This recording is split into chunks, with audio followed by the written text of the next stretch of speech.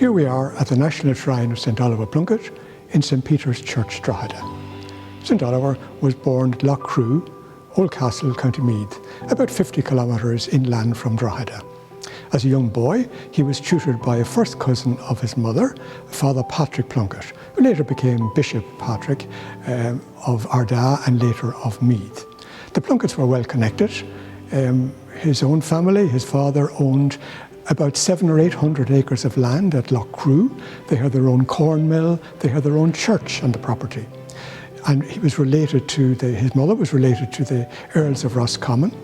And on his father's side, they were related to the Plunketts of Dunsany Castle, Killeen Castle, and also Oliver Plunkett, the Baron of Louth, Lord Louth. They were troubled times.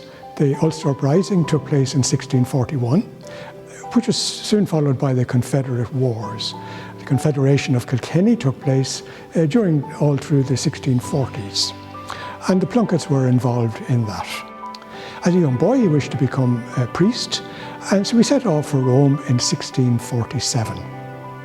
He entered the Irish College in Rome, and upon entering the Irish College, he made a firm promise, a vow, to return to Ireland after his ordination. He was an exemplary student, and he was ordained on the 1st of January 1654. But all during his time in Rome, Ireland became an even more troubled place because Oliver Cromwell, who had assumed power in England, grabbed power in England, came to Ireland in 1649, and Drogheda was the first major town he attacked and took. Oliver was unable to fulfil his promise to return to Ireland in 1654 because of the Cromwellian conquest at that time. The Cromwellians, of course, had overrun the whole country. So he stayed on in Rome. He undertook higher studies in the Sapienza University and obtained a doctorate in canon and civil law. He then became a professor in Propaganda Fide College in Rome. It was not until the late 1660s that the authorities in Rome felt it safe and opportune to appoint a few new bishops to Ireland, perhaps 1 or 2 bishops in each province. Oliver Plunkett was appointed Archbishop of Armagh on the 9th of July 1669 by Pope Clement IX.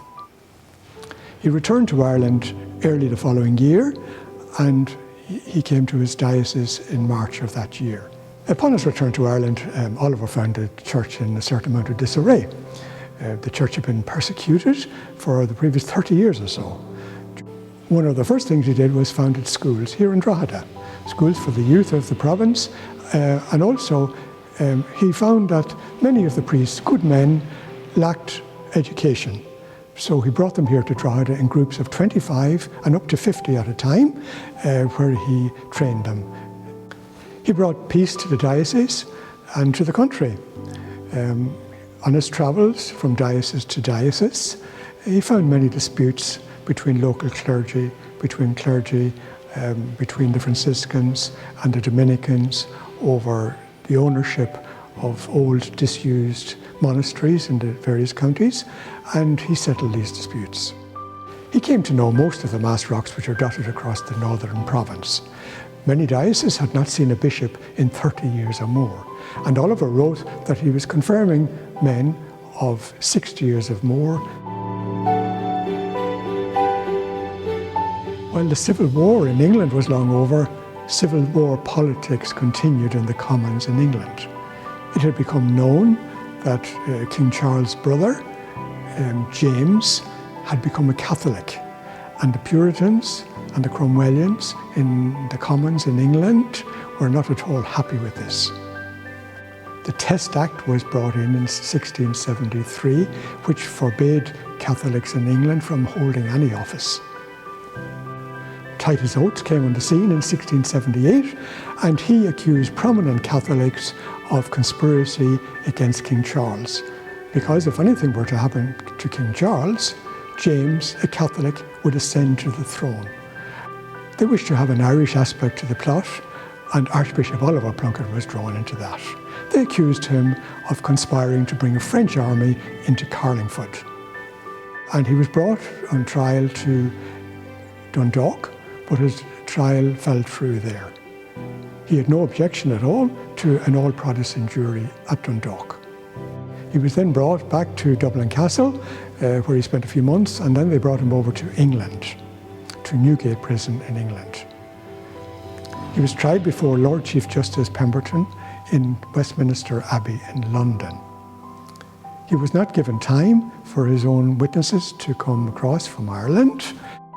He was sentenced to be hung, drawn and quartered. He was brought to Tyburn on the 1st of July.